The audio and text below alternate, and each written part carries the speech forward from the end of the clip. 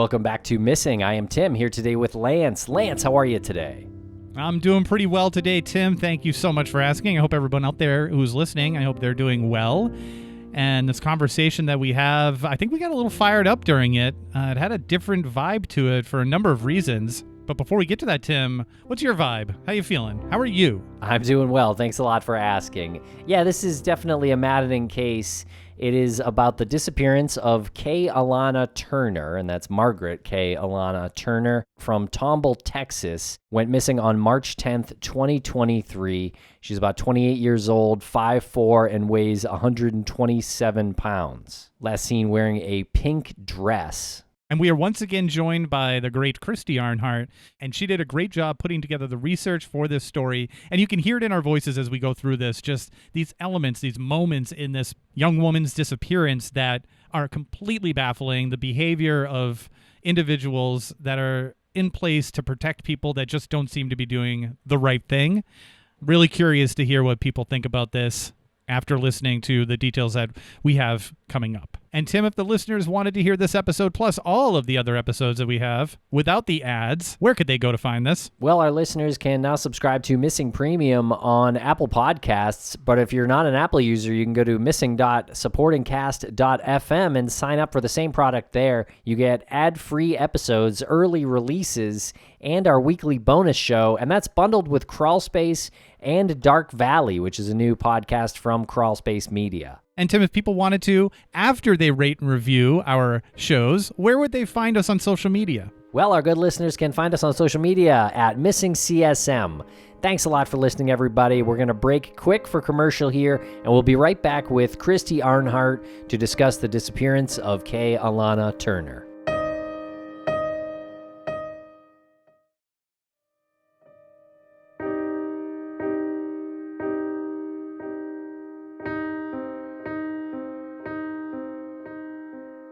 Welcome back to the podcast. Christy Arnhart, how are you today?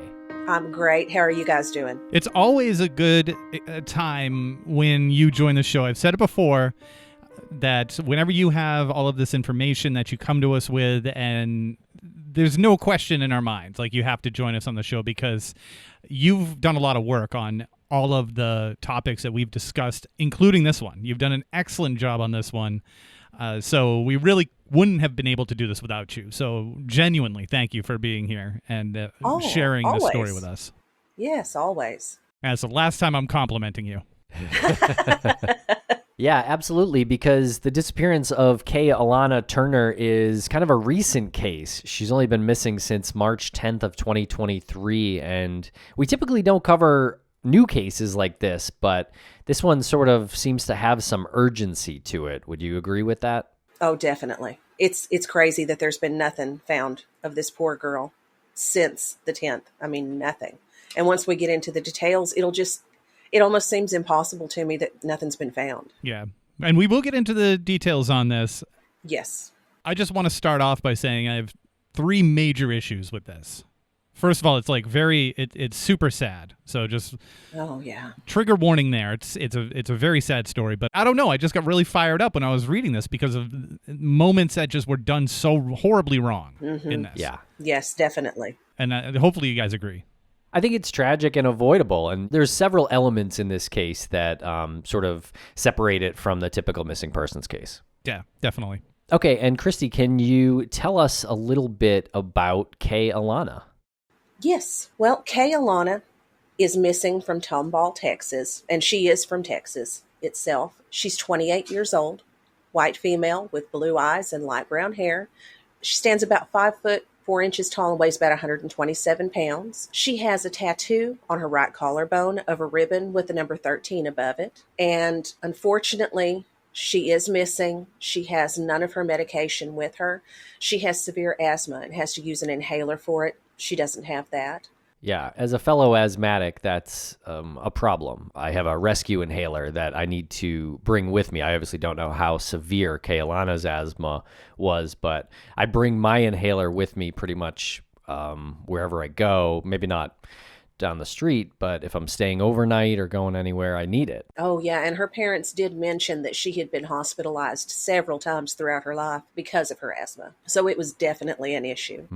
One quick question I had, and this leads into these issues that I have with this, is, Tim, you said that you have asthma. You have an emergency inhaler? Yeah, albuterol is considered an emergency inhaler. It's really in case you're wheezing or something like that. You're not supposed to use it daily, but you need to really have it with you in case you're having breathing issues. Okay. And what contributes to the breathing issues? Would something like a manic episode contribute to the breathing issues? Would you have an asthma attack if you were having a panic attack or an anxiety attack or a manic episode? Yeah, I could see an anxiety attack or a panic attack leading to troubles with breathing. Maybe your breathing changed during that attack and, your lungs were working harder. It's pretty much that. Like if you're running or you're moving fast or, I don't know, doing some yard work, maybe mowing the lawn. In my case, I'll have my inhaler close by if I need it maybe afterwards. Yeah, I figured. Let's put a pin in that and we'll revisit that when we get to the details I'm specifically thinking about. Well, one thing the Montgomery Police Department's release stated that I thought was odd. It said that Kay-Alana was said to have what appeared to be marker drawings on her arms in black ink. Now, we'll get into it later. I know she was supposed to be making some notes of phone numbers and whatnot, and I had wondered if that was her running out of paper and needing something to write on. That was the only way I could explain those markings. That's a good point. I didn't even think of that. She was last seen wearing a long pink maxi dress, and the missing posters that you'll find out there for her show her in that pink dress with a blue jacket on.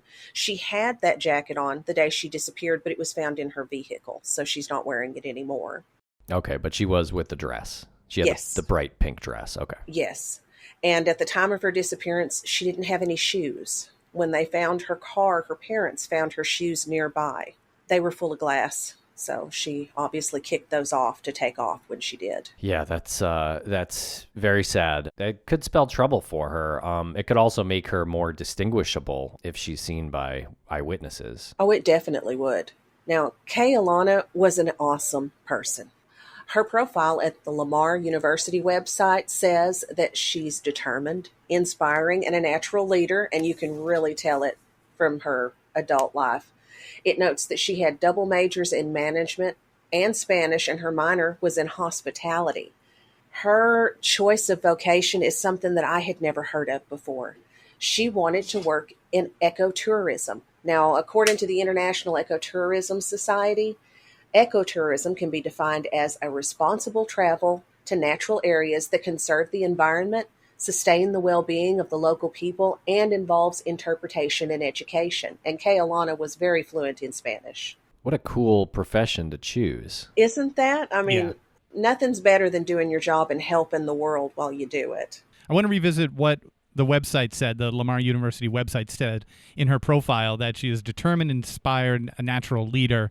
And you see that a lot in yearbooks and profiles because those are just the terms, I guess, that, you're not going to put like this person's aloof or something like that, Yeah. But what was really impressive was that like this is backed up. And oh, yeah.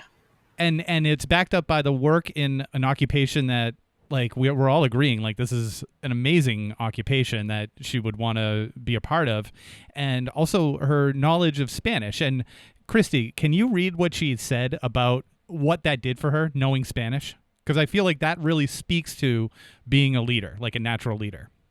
Oh, yeah. She said, "It feels good to know that I can now talk to 21 Spanish-speaking countries in the world. It feels like unlocking some barrier. Latin America has so much natural capital, and it's constantly being destroyed. With sustainable tourism, we want to preserve the natural capital, water, forests, anything that can be used as an economic driver by making it a destination for tourism.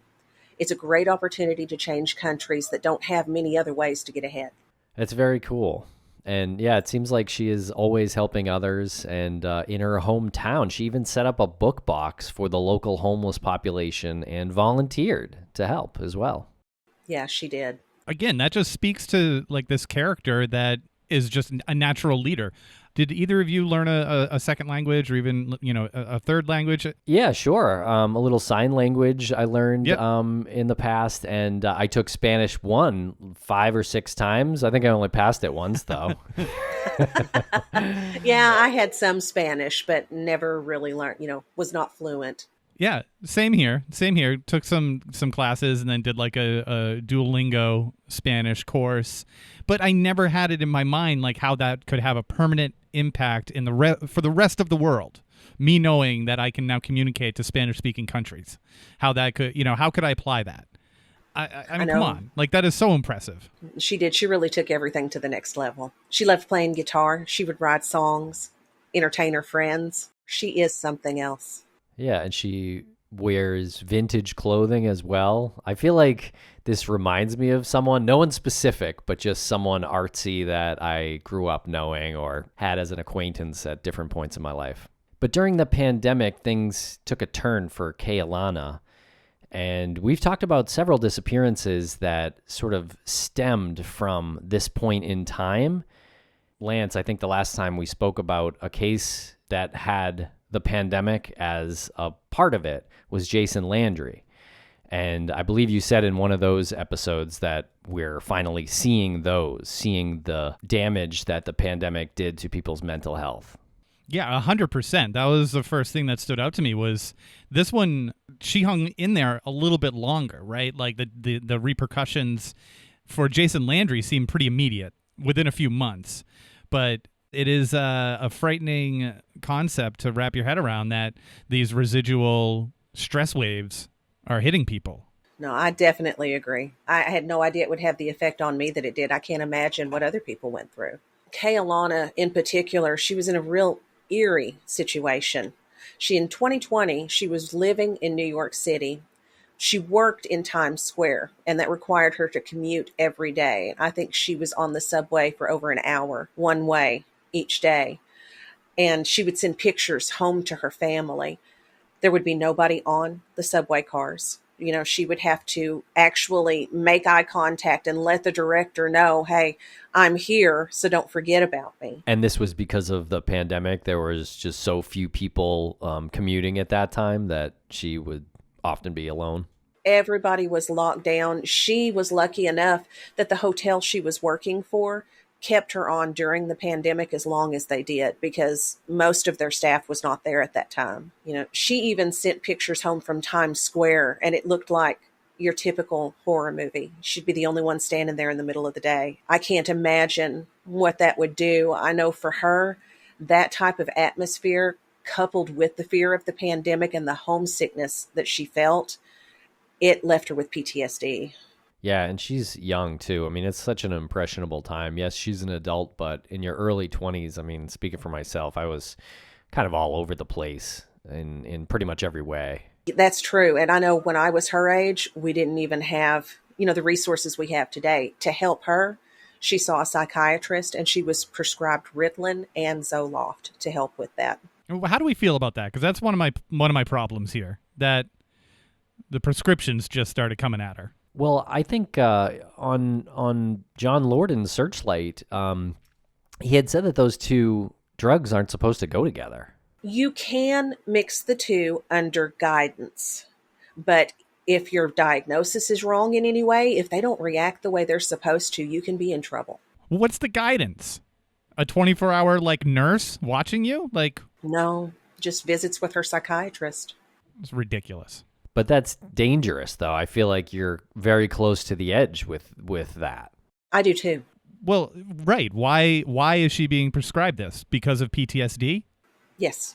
So what do people with PTSD do? My point is the reason for the prescription, you should never prescribe something to somebody where you have a dangerous combination if you're not monitored, especially somebody with PTSD. Yeah, I'm not a doctor, though. I'm not either.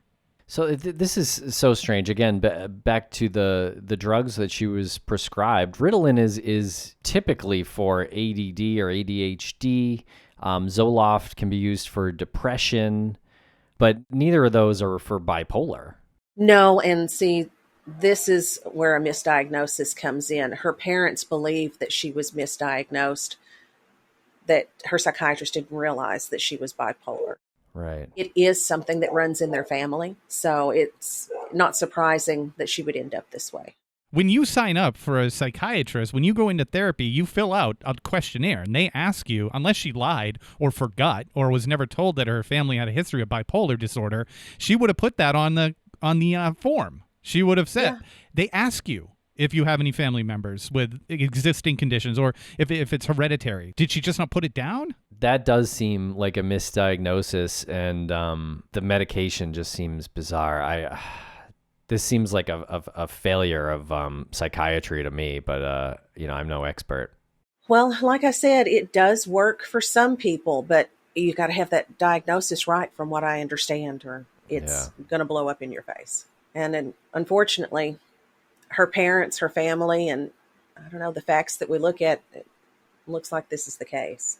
Yeah, and so on March 9th, 2023, Kay-Alana was back living in Beaumont, Texas, and visiting her best friend Brittany in her apartment in Silsbee.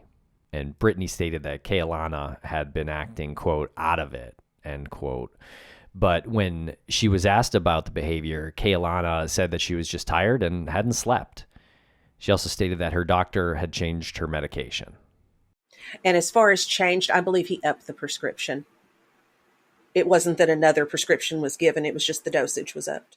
So Kay-Alana hadn't actually slept in 4 days. Was she not communicating this with her psychiatrist? Because I can't imagine they would have been okay with that kind of behavior after upping the medication. I don't know if she was in contact with her caregivers. Right. Other than usual appointments. But yeah, 4 days, that's a while. That really messes with your mind. Yeah. And before Brittany went to work the following morning, she knocked on Kay-Alana's door, and Kay-Alana was staying at the house and stayed in a room, but she got no answer when Brittany knocked, and she assumed that Kay-Alana was still just sleeping. Yes, but unfortunately, the doorbell cam footage at the house captures Kay-Alana at noon outside ringing the doorbell. Of course, Brittany was already at work at this time, but when no one came to the door, Kay-Alana tried to use the door's access code to gain entry. And this was a code that she had used very often, and it had been the same for years. You know, she stayed with her friend all the time, so it's something that you should know. She punched those numbers in incorrectly and then became frustrated and walked away. To top it off, the garage door to the house was open, and Kay-Alana had the clicker for it. She could have just went into the house through the garage, but she didn't. She went from there to a neighbor's house and tried to gain entry into their house too. When she couldn't, she got in her car and she drove away. Wow. How long did she try to gain entry with that punch code? I don't know the exact time. It's very obvious what's happening. You know, you can see her confusion. Right. You can even find the video online. You can tell she stood there for a few, trying to figure out what was going on. And I feel like the more you get that wrong, the more you start to panic and the more you get it wrong, you know? Yes. Especially if you're in this like escalated, nearly manic mindset. And then she just totally forgets that she can get in through the garage. So she's not even thinking everything totally through. It's really sad that she's trying to go to neighbors' homes. And I was thinking about that. Like if someone came up to our house here in the town we live in, like how would we react to that? How would you react to somebody in a clearly like nearly escalated manic state coming up to your door? I mean, you don't get that every day. So it just shows like the desperation on her part. I wonder if people were looking out their windows and were like, she's clearly not in the right state of mind, so let's not let her in. And I was a little confused. Was there anything about where she had been? Had she left like her bedroom, the room earlier that morning and then walked around or something and then came back at noon? Or I don't have any information on that, but I wondered it myself because, you know, there was a knock at the door and she didn't answer. It makes it sound like she wasn't in the room. But if she had been in the house or had left in her car, Brittany would have noticed. So maybe she was in there and didn't register the knock. Right, because that was before she, I guess, locked herself out kind of. Yes. Interesting. Well, a friend of hers lived about 5 hours away in Austin, and he received a phone call from Kay-Alana that day saying that she was on her way to visit him. but her phone had only about 3% battery life left. So he told her to write down his address so she could find him whether the phone was dead or not. But sadly, we know that she only wrote down his name and didn't write the address down. Okay, and that was a note found in her car? Yes. Wow. So not written on her arm in marker. No. Okay. And aside from that one mention, I can find nothing else about it. Mm-hmm. So I have no idea what was on her arms, but I have really wondered about that. See, I'm wondering about the 3% battery life. She obviously didn't charge her phone. I think it all just plays into her state of mind. Yeah. You know, she was frantic. She was upset. She hadn't slept. The frustration, I think, just got to her. And we'll be right back after a quick word from our sponsors. Thanks to our sponsors, and now we're back to the program. Now at 6 p.m., she texted Brittany, and the text said no help. Well, naturally, that upset Brittany. It scared her. She didn't understand what it meant. So she calls Kay-Alana back and does get her on the phone. She tells Brittany, I'm fine. You know, ignore the text message. But even then, Brittany said she was still acting erratically and wasn't acting like herself. And she didn't really give any explanation for what the text message meant? No, not as far as I know. Now, again, Brittany told Kay-Alana too, write down my number in case your phone goes dead, because I can barely remember my own number, let alone anyone else's anymore. So this encounter upset Brittany so bad that she ended up calling Kay-Alana's boyfriend, James Rambo. And James drove around in Beaumont until 2 a.m. that night. He hit all their favorite spots, anywhere he could think of that she might be, and he didn't find anything. This is when the family started to note her behavior, what was going on, and this is when they believed that she was having a manic episode. Okay. And at this point, she had been undiagnosed for bipolar disorder? That's correct. The family believes that because of her erratic behavior and because of their family history of it, I take it? Yes. Yes, definitely. And I mean, if you look it up, manic episodes are abnormal, long-lasting, elevated expression of emotions, along with a high degree of energy and activity that'll last for, at least a week, and it's present throughout the day, nearly every day. High levels of stress and changes in sleep patterns or lack of sleep can help trigger this. So it sounds like she was in a perfect storm there. And where did this information come from? clevelandclinic.org. You know what's interesting is I've never considered a manic episode lasting as long as what you just defined in that clevelandclinic.org definition, that it could last for at least 1 week. It doesn't seem like it would be possible to sustain that level of energy, would it?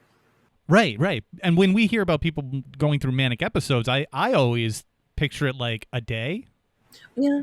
Like it's just me being naive and just because we're only talking about the isolated day of the incident, right? So when you say like someone was going through a manic episode, we're just talking about the day they disappeared, usually. And so that's just like the encapsulated image in my mind is that the manic episode happened that day. But manic episodes can last for at least a week. Well, and with her being on Ritalin and not sleeping, it would just continue to keep her going, I would think.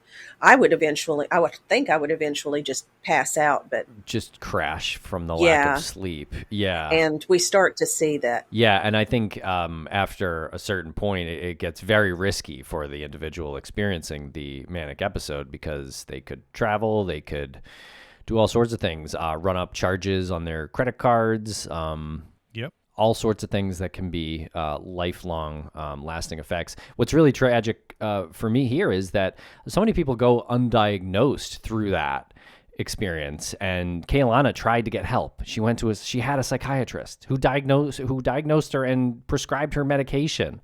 Mm-hmm. Very frustrating and tragic. It is. Now, somewhere during her trip to Austin, Kay-Alana became confused and she lost her way. At 9 p.m. that night, she thought she'd reached Austin, when in fact she was just in Hockley, which is just northeast of Austin. And this is, I think, where we start to see the wind down of her mania.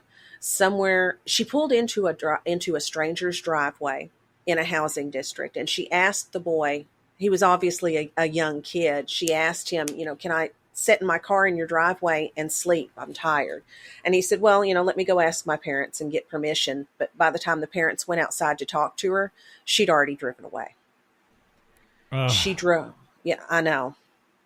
It's just a missed opportunity there. Literally seconds missed. Well, and from there, she drove to a subdivision and for hours just drove around in the subdivision. She's seen on multiple doorbell cams, looking disoriented and confused, before she pulls into a different driveway at 3:30 a.m., and now we're on the 10th.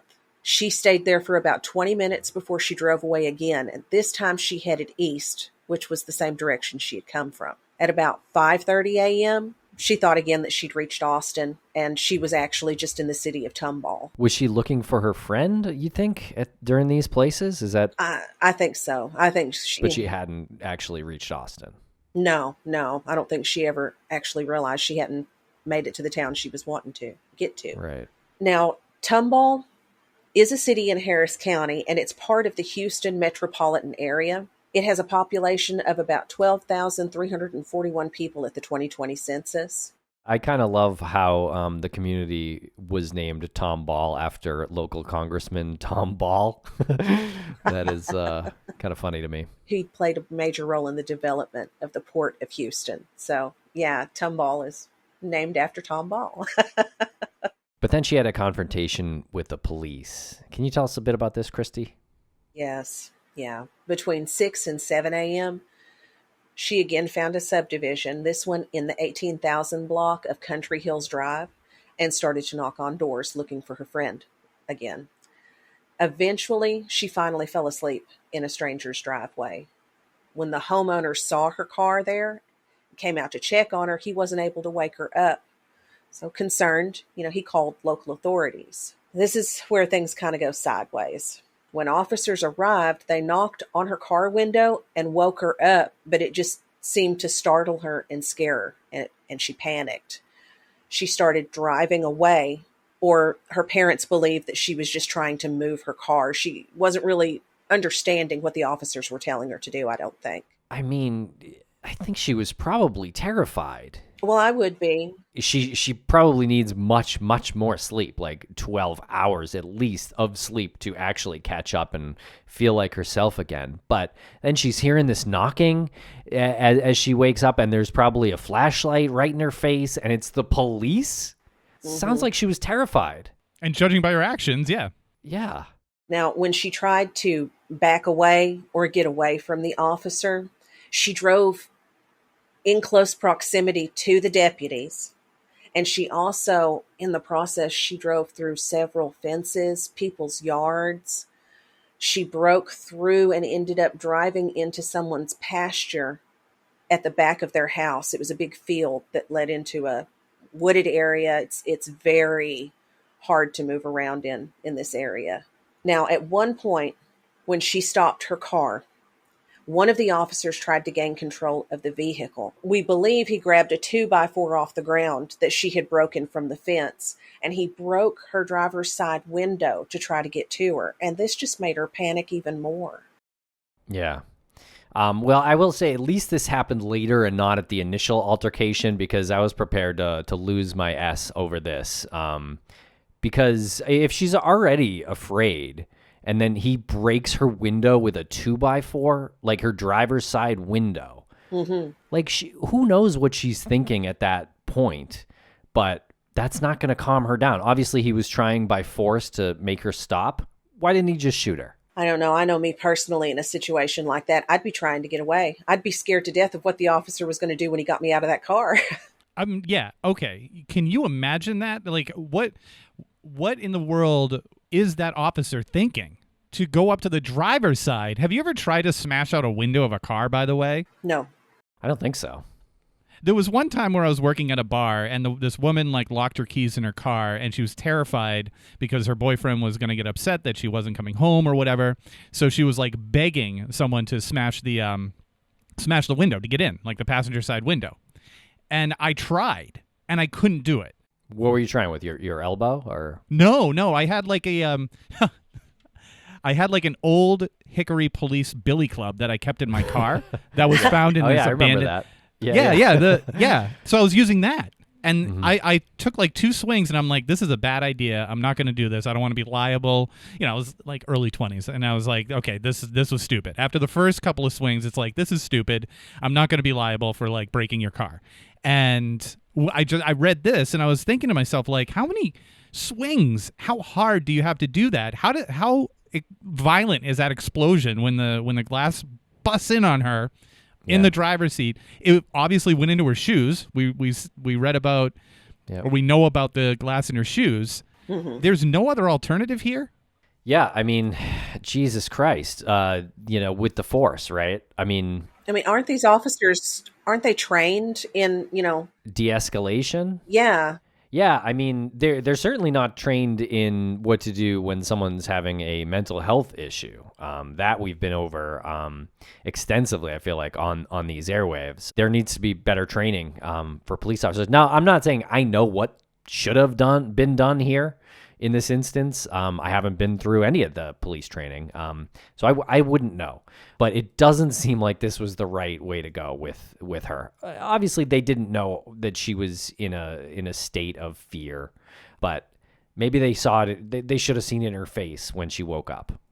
Well, I know that the officers did make a snap decision when they saw her. When her parents were talked to, the officers had told people who witnessed what was going on in the neighborhood. They even mentioned to the parents, did you know your daughter was homeless? Did you know your daughter was a drug addict? And they said she's none of those things. Well, her car was full of clothes. Well, she had an outbreak of bed bugs at her apartment and had to get all of the vintage clothes that she liked to resell out and cleaned so she could get them back in. So, of course, she had a bunch of clothes in her car. And no, she wasn't a drug addict. She had no idea what was going on. But that kind of snap decision, that's awful. And why is that something that the police felt the need to tell the parents in that sort of way? Did you know she was a drug addict? Did you know she was homeless? That's a very good question. I mean, how much work did they put into like figuring out if that was accurate? I can't tell that they put any work into it. She That's has no record whatsoever. It's ridiculous. And why didn't is it just the size of the town? Why didn't the fire department show up? Because the fire department's usually like the first organization that responds to like an emergency call. That's a really good question, and you're right. Usually you'll get first responders out there. If you've got someone, that can't wake up, you can't revive them or whatever. Yeah, you would think first responders would be the first ones and not deputies, but that wasn't the case here. Yeah, maybe it is like the size of the community or something, because I feel like if fire or EMT individuals had responded, there might have been a different outcome. They might have been a little bit better prepared to address this. And I want to revisit the asthma attack that probably happened to her during this, to just, compile that on top of this manic and anxiety and just absolute terror that she was going through. She must have had an asthma attack, right? Well, let's see. So she got out of her car after the car got stuck in the woods. I mean, she was driving through woods after she drove through a backyard, started driving through the woods. So at that point, when she got out of the car, that's when I would say she was at high risk of an asthma attack, because I would think she was running, again, completely barefoot through the woods, trying to escape police. Yeah, I mean, who are supposed to be there to try to help her. But that definitely doesn't seem like what that altercation was like for her. No, this was just a terrible situation all around. And I don't know, once she's out of the vehicle and she's actually run into the woods, the Harris County deputies, they ran to the car and then they left it. They didn't follow her into the woods. They stood back. They called in a scent dog and a helicopter with FLIR so they could try to find her heat signature out there. And they didn't find anything. The dog turned up nothing. They followed a trail, but it never found her. And when she took off running, she left everything. She left her purse, her cell phone, her shoes, all of that. I wonder what the police, the deputies, I wonder what their train of thought was, or their reasoning for not following, at least one of them, not trying to catch up with her in the woods. I mean, you're talking about somebody who's running in there with bare feet. They're going to get tired.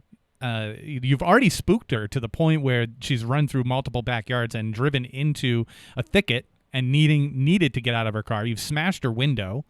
And now you're like, okay, we're going to let her go, and we're going to rely on Fleer and dogs at this point. Like, imagine that. Like, now you have dogs chasing you.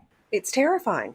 What was in their heads when they made the decision, we're all going to stay here and we're going to not pursue her anymore after doing everything that they just did? Well, it seems like it would have something to do with how close she drove by the police when she was leaving. It seems like that angered them to a great deal, and they treated her like a criminal instead of like a victim. Yep. Yes. Man, I hope that's wrong, right? Don't you? Like, I think the same thing, but I hope that's not correct. I hope they at some point were like, I don't think she meant to try to kill us with her car. Oh, I don't think she tried to kill them. I'm just hoping that the police don't think that. Yeah, well, I guess with their use of force, they obviously reacted to the moment, right? They obviously thought did. that. Yeah. Yeah. And the moment with the 2x4 was after she drove by them, so I'm sure they felt like they were put in bodily harm at that point. So they broke the window. Imagine if they got her out of that car, like what condition she would have been in. I know how they would have gotten her out. They'd have probably drug her through that window. And Exactly. My gosh, this whole thing, I can't imagine the terror, because that would terrify me. Yeah. A 2x4, presumably from the fence that she drove through. I mentioned the billy club that I had used, and that was an old police billy club that was found in a abandoned building that was being demoed. Police have billy clubs. Why didn't that police... Was it just not equipped to do that? What goes through your mind to pick up something from the ground and start smashing at the car when you have a belt that has that stuff on it? What are you doing? That's something that John brought up too. Most times officers will have a tool that will break the window. So, I mean, my goodness. Right. Yeah, maybe it's a small deputy's office. I don't know. But yeah, they have like a skinny kind of metal object that they can use to whack it. Yeah, for sure. Was he rolling around on the ground and he's like... I mean, I can't believe I'm about to say this, but we're lucky shots weren't fired here. Very. Very. And even a taser might have been too much for her at this point. Oh, yes. And we'll be right back after a quick word from our sponsors. Thanks to our sponsors, and now we're back to the program. So footprints showed that she ran through the woods where she crossed Spring Creek, which divides Harris and Montgomery counties. So maybe that was part of the reason the one sheriff's department let her go, because she was headed towards a different jurisdiction, maybe? I don't know. But she was now likely in Montgomery County near Decker Prairie Rose Hill Road, and that is where her trail was lost. Man, again, I hope that it didn't go through. And again, I think that probably factored into their decision making, but I hope it didn't go through their head that she's running in the direction of another county, because you're running anywhere. You're going in the direction of another county. That shouldn't even be a consideration, right? No matter which direction she ran, she would have been running outside of the county. Yeah, that's technically true. But yeah, I mean, you know how... we've experienced some of police's weird issues with jurisdictions before, and I mean, they might have been relieved it wasn't their problem. Yeah, if she was running into a different county, That's so sad. Right. I was just going to say that. What a sad state of affairs where we have that in our conversation as part of something to consider, is that they're not properly trained to handle somebody who's clearly having a manic episode, driving their car through someone's backyard. They have no idea what to do other than hit it with material that the car had smashed. But when she gets out of the car and starts running, all of a sudden they have the training and the wherewithal to be like, she's probably going to leave the county. So this is not, we can kind of wash our hands of this one. I hope that's not the case. I mean, at no time was it just, police stop, and at no time did they call her by name? Did they not? I mean, and I understand if they didn't know her name, but they could have run her tags to see who she was. Just an hold on, we're here to help, something. But it seems like everything they did just terrified her more and more. And by 10 a.m., Brittany tried to track Kay-Alana's location using a locator that was installed on her phone, but apparently it showed that Kay-Alana's cell phone was off. And that's when Brittany contacted Kay's family to let them know that her locator was off. And her family initially hoped she had made it to Austin, and her family asked Brittany to contact Kay-Alana's friend there to see if she did make it. Well, Brittany tells Kay-Alana's parents that she's calling in a missing persons report to Hardin County, which is just outside of Beaumont, and that's where the parents live. Her parents turn around and contact the Austin Police Department and ask them to do a welfare check at the friend's house in Austin to see if she'd made it there. That's when they find out that Harris County's looking for her. Tomball is in this county, by the way. So, okay. Yeah, we're in that location. So while they had them on the phone, her mother, Rosa, and her father, Robbie, that just reported her missing because nobody could find her at that point. Luckily, Texas EquiSearch stepped in and they were quick to offer their help. And they were almost immediately out there looking for her. Yeah, that's a great organization. It is. Now, unfortunately, the Harris County Sheriff's Office issued felony warrants due to Kay-Alana's interaction with their deputies. They stated that the fact that she drove toward the deputies was possibly a criminal act. And these charges are still there today. She's still considered, a wanted felon by them. And that's how it's pursued. That is to cover their ass. They're doing that to cover themselves and defend their completely ridiculous behavior as they smashed her car up and allowed her to run into the woods. Well, and what about this ridiculous behavior? We don't know because they won't release any of the body cam footage. They said no. It's been requested. What reason did they give? They didn't. They just didn't reply or anything? Yeah, they just said, no, we're not going to release the body cam footage. It makes you wonder what actually happened with these interactions if they're not going to release it. Yeah, I mean, it's a criminal investigation now, and that's why they won't release it? Like, they didn't give a reason. It was when the body cam footage was requested, they said, no, we're not releasing it. No, you nailed it, Tim. They made this into a criminal investigation. Therefore, they don't have to release the body cam footage, right? Until that is resolved. That's their excuse. Yeah, I think you're right. Christy, I think you're right, too. There's probably things on that body cam that they don't want the public to see. Like always. Yeah. When it's withheld from the public. If not, they would release it. How many times have we seen that? We saw that in Val Duvray's case maybe a year ago. We're covering that. They released the entire body cam because they felt like they did nothing wrong. And you know what? They really didn't. Right. They really didn't. Yeah. So I think there's a problem here with this department. Yeah. And great for bringing that up, because when you watch that body cam footage, there's numerous times where we say they're doing all the right things here. They're talking to him in all the right ways. They're not, judging him about like how he's dressed or anything like that.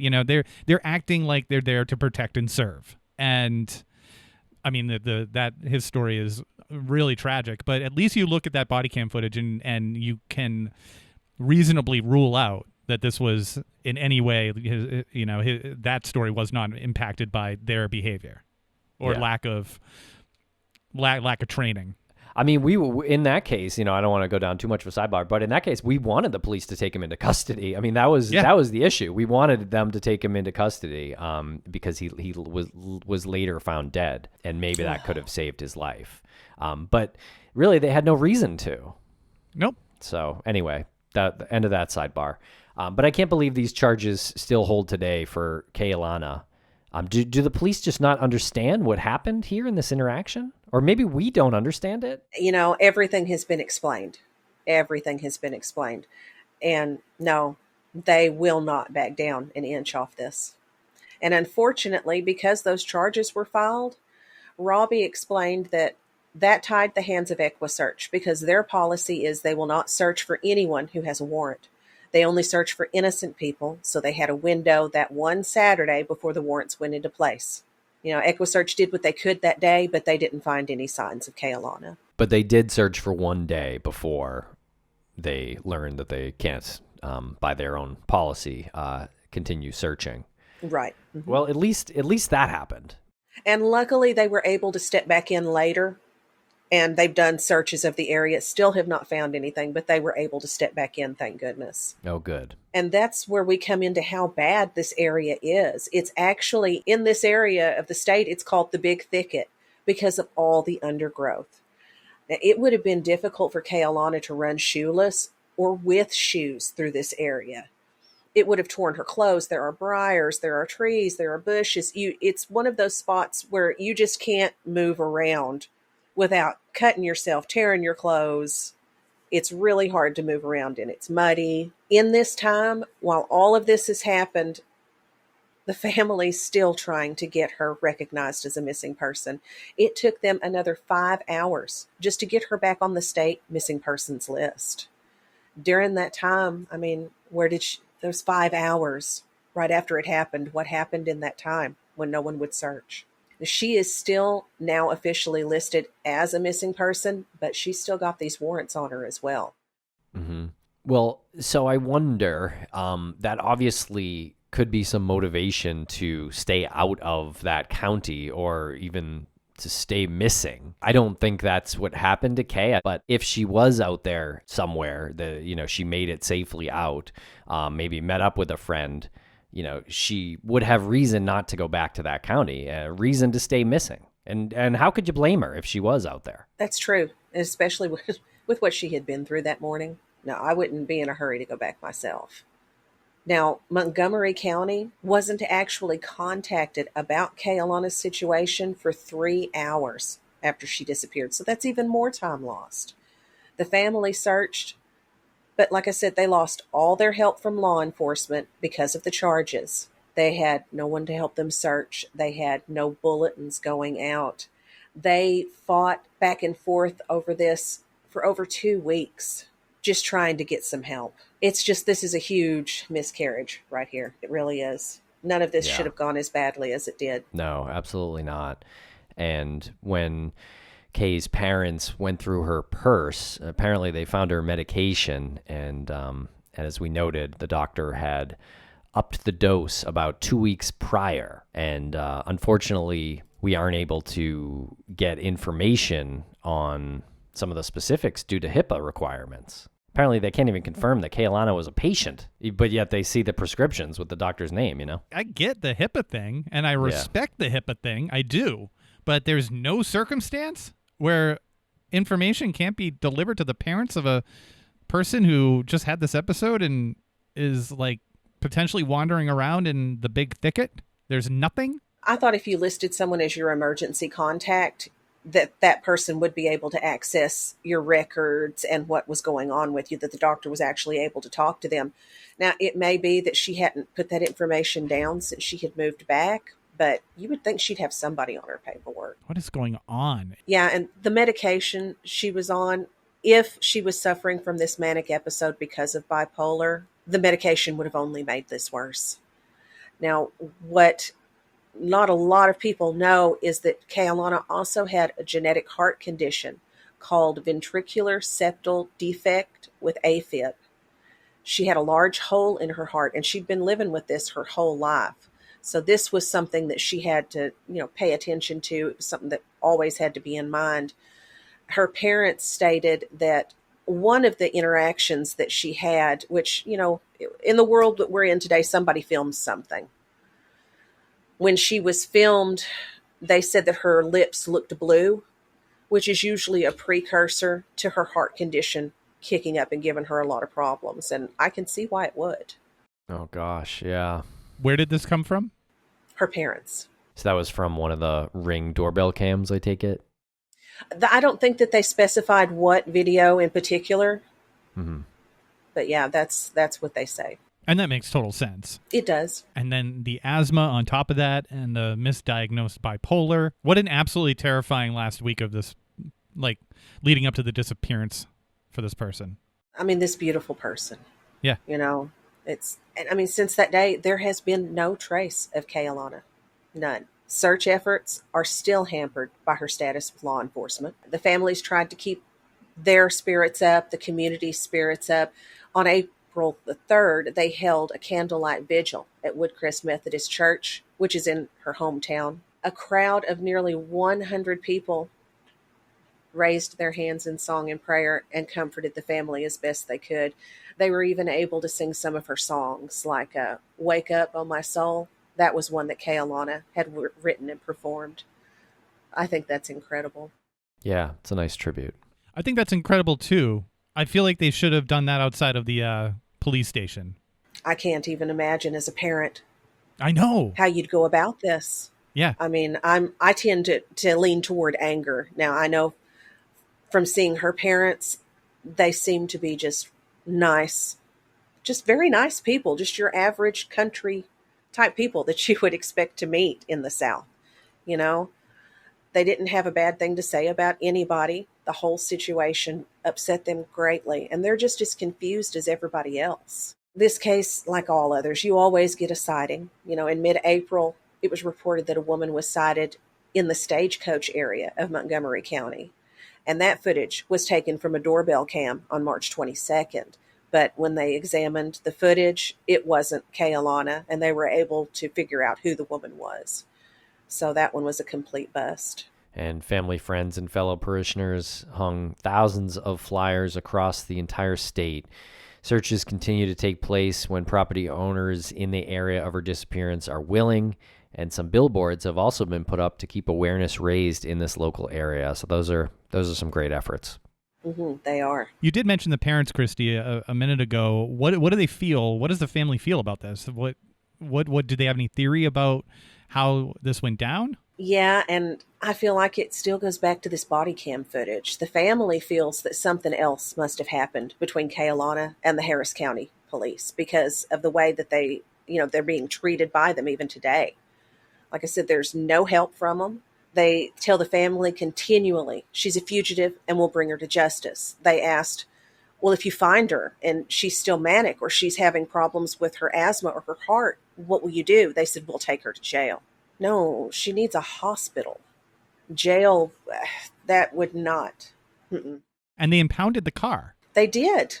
And then they sold it at auction. The parents weren't given any access because they were told their name was not on the title or on the insurance. They assumed that is garbage. Yeah, they stole her car? Well, they kind of did, yeah. They impounded it and then just sold it at auction. I mean, if you've got a criminal investigation and you impounded this car because it's a part of it, you don't sell it at auction.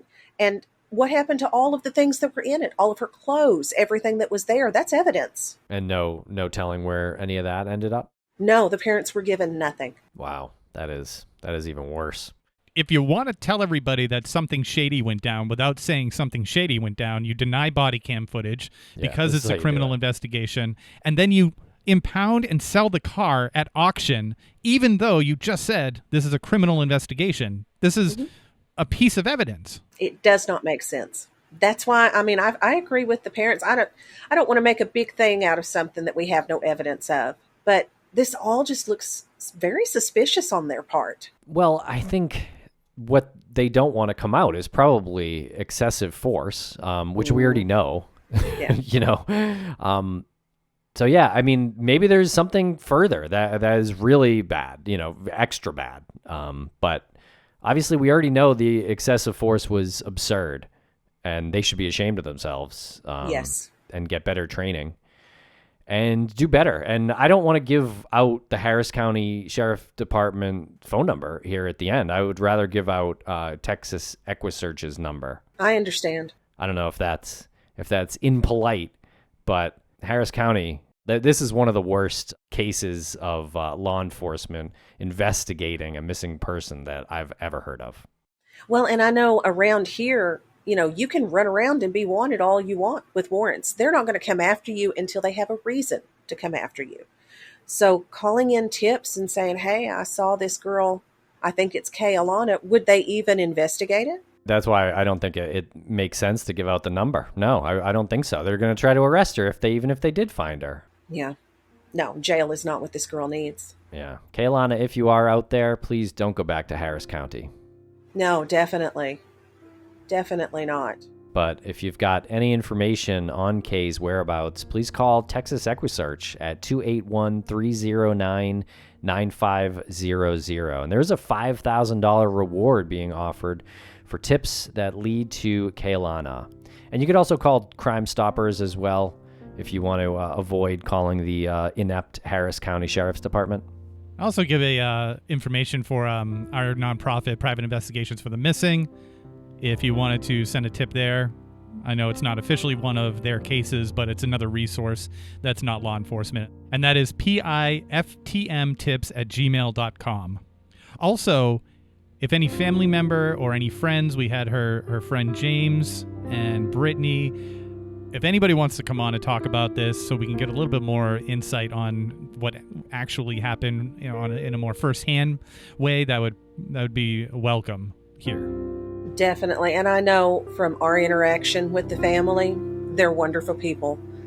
They love their daughter, and all they want is to find her safe. So anyone who's offering help right now, I think they're going to take it.